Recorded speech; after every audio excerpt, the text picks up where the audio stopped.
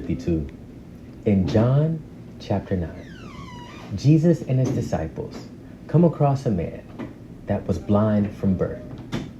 They ask, what happened? Why was he blind? Did he sin? Did his parents sin? Jesus replies, neither. This man is blind that the works of God may be made manifest in his life. Oftentimes situations pop up in our lives, whether it's sickness, poverty, anything that we're lacking, any bit of heartache, whatever that terrible situation may be. We question ourselves, look for what we did wrong. Did someone else do wrong to us?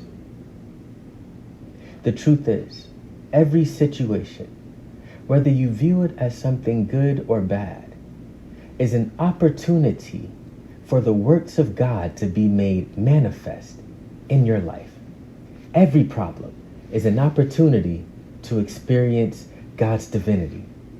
Thank you, Group 52. As you go through your week, whatever comes your way, rain or sunshine, know that it is a chance to see the works of God in your life.